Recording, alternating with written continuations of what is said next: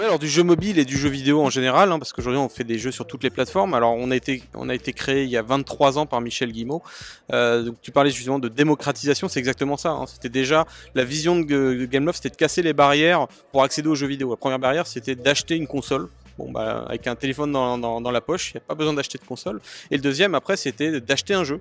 Avec les modèles free-to-play aujourd'hui qui représentent 92% des jeux consoles, des jeux mobiles, aujourd'hui, il n'y a plus de ces barrières-là et des jeux qui s'adressent à tout le monde. C'est pour ça qu'aujourd'hui, avec un média qui a 40 ans aujourd'hui, hein, même plus de 40 ans, bah, aujourd'hui, on a un média qui s'adresse à tout le monde. Tout le monde joue. On parlait de féminisation, justement. Oui, c'est ça. C'est qu'aujourd'hui, un joueur sur deux, c'est une joueuse. Et donc, Gameloft fait partie encore aujourd'hui de proposer des jeux à tous les joueurs et que tout le monde puisse jouer.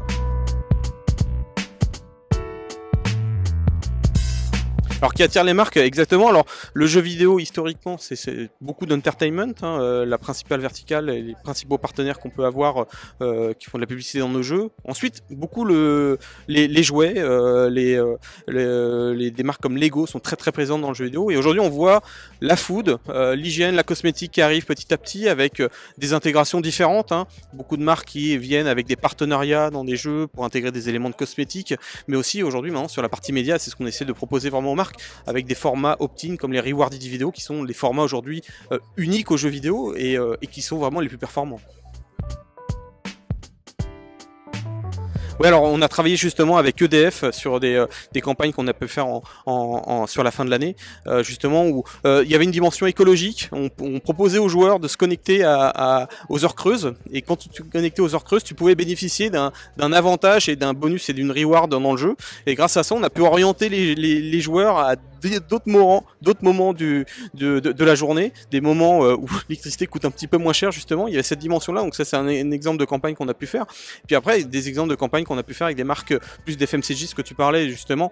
Des marques comme Old Spice, qu'on a une campagne qu'on a pu faire en Allemagne justement, où on proposait dans notre jeu phare Asphalt un bonus qui permettait aux joueurs de débloquer en regardant une vidéo, de débloquer un bonus avant sa course et d'avoir ce bonus Old Spice durant sa course.